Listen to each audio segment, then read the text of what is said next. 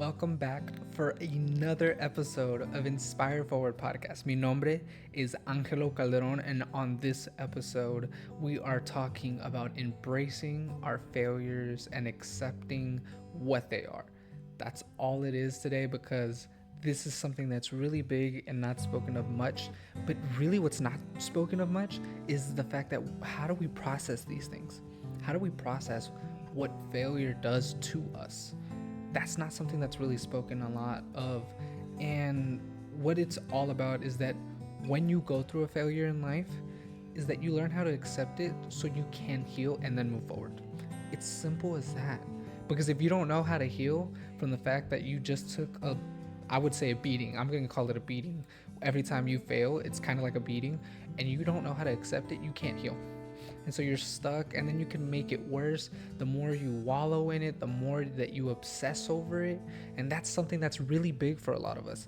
We have failures in life, and sometimes we really obsess over the failures that we get over the course of our short lives.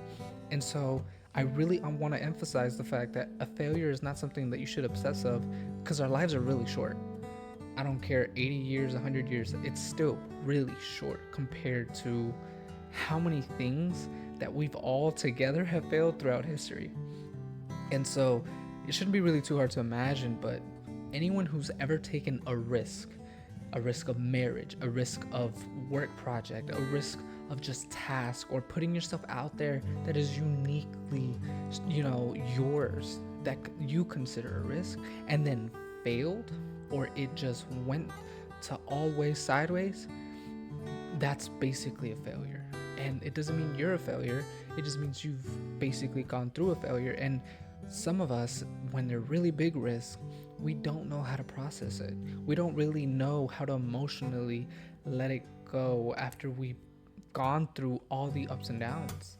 And it's really harmful to us if we really hold on to those things, especially for a longer period of time, because it affects the behavior that we have.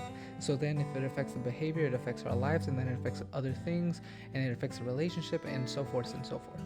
That is how bad that a failure in your life that you don't know how to process can really mess everything else up for you.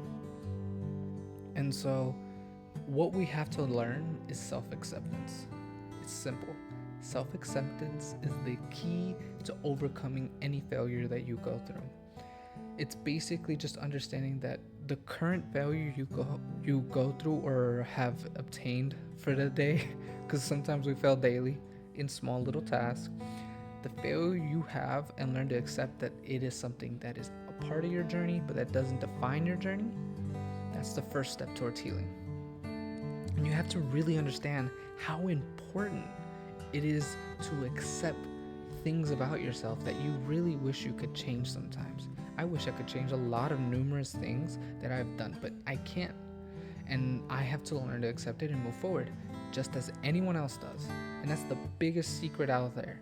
Accept your failures, that's the way to heal. And so once we do that, though, we get to do something even bigger and more amazing. We get to have this natural part of our lives removed from stigma. And I'm talking about the stigma removed from it, to be more specific. But the bad stigma that's tied to it, the judgment that we put ourselves under from the fact that we failed at something, that in a couple of months, a couple of years won't really define us at all, or in a couple of minutes.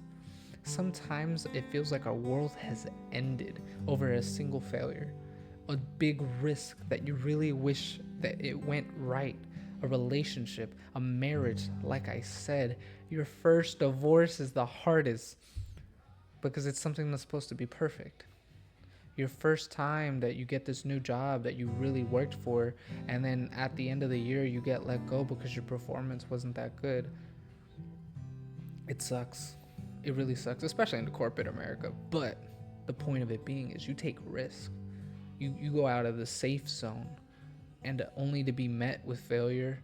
You don't want to walk back and obsess over it. You want to be able to take the time to heal and overcome. You want to be able to go back and try again, as with any second marriage or third, or any other relationship that you got through. It's really big for us when it comes to relationships, We don't want to see them fail. We want to see them succeed and thrive and grow. And so why would we want to watch something we put so much effort for really just crumble apart?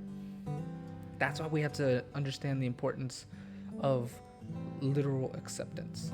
Because if you can accept yourself when the times you make failures during your relationships, during your marriage, during the projects that you're doing, only then will you be able to move forward and grow and maybe salvage the situation and salvage little pieces here and there.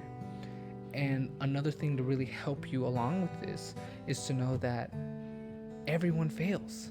Every single person on this planet for all of time has failed in something more than once in a day.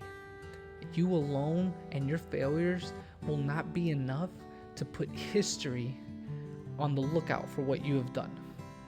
It is not enough to leave a mark. Whatever failure you commit, it is not enough to leave a mark and say that it will be remembered and it will be seen by everyone. It is only you who remembers it the most. It is only you who cares about it the most. So it is only up to you to let it go, because it's up to you and you're the one who cares about it the most. That's pretty simple. And when you realize that everyone else does failures, has failures, is failing, you don't feel so alone. That's the other thing about failures, because we don't know how to process them emotionally and mentally or spiritually.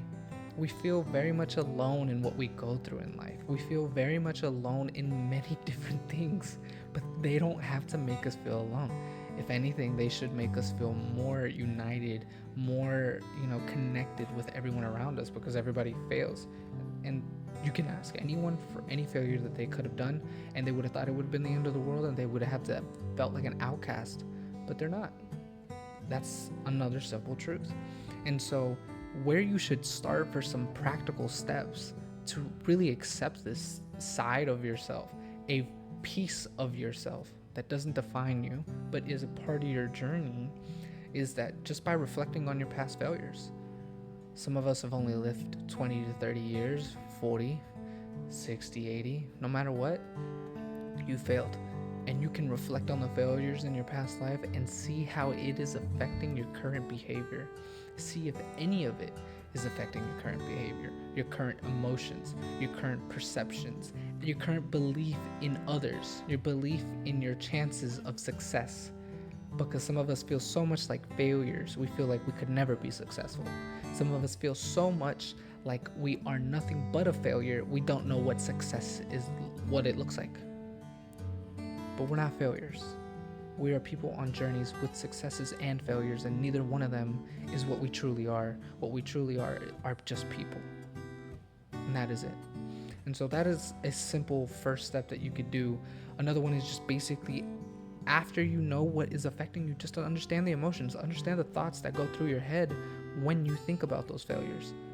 And then, and only then, you'll be able to accept them without judgment on yourself. Without judgment is a critical piece. Because I know what my failures are. I know how they affect me. But if I judge myself because I failed, I can't move forward. I'm stuck. I'm holding myself back, and I'm self-sabotaging at that point. Because I know the problem and I know how to fix it. And if I don't, and I want to fix it, but I won't let myself, that is sabotaging at the best. So I have to learn to not judge.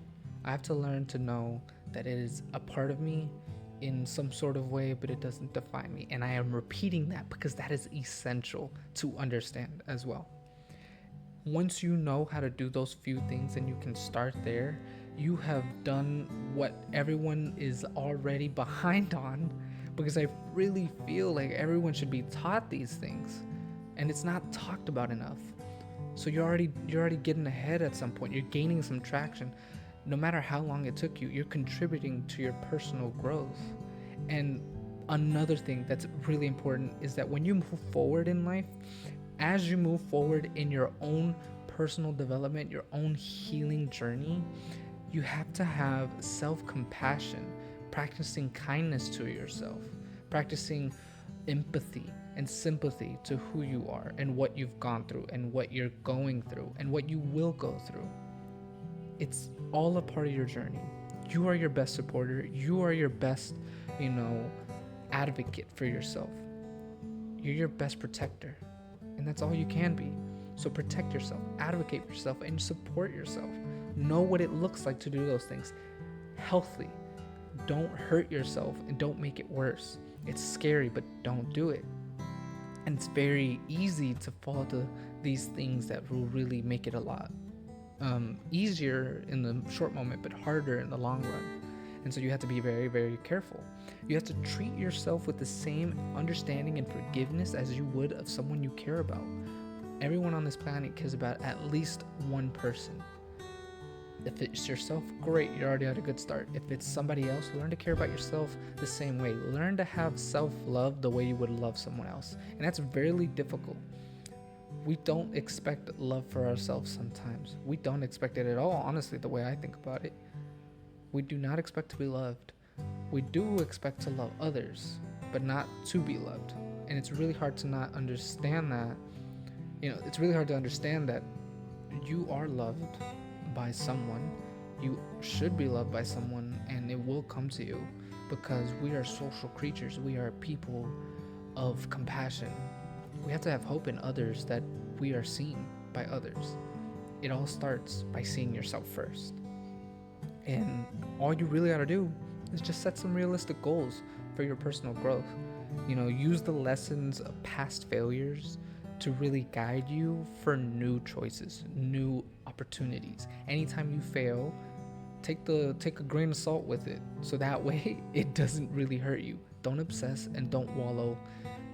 And really, if you feel sad, that's okay. Just don't stay sad. Learn to know when it's about time that I should start my healing, because I can't let it affect my future self, because my future self still has more goals, to have success in, have more dreams. It's pretty simple. And what you really should just take away from all this is that healing comes from accepting your failures. It's simple as that. Embracing who you are now is what comes from all that. Embracing who you are now is the goal of all this. And another thing would just be to integrate some practices in your life that will help you throughout all these things. These are things we have to practice daily, weekly, monthly to make sure we're not falling behind on our own healing journey, because all of us, for every month of the year, for every day of the week, we will go through something that is just another chip on our shoulder. And if we're not careful, that's a cinder block there. If we're not careful, those are weights to our feet. So you gotta check in on yourself, just the same way you would get a check-in at a doctor. So practice mindfulness, meditation. For those of you who believe in God because God sees you, and for those of you who don't, look to God. Build a relationship.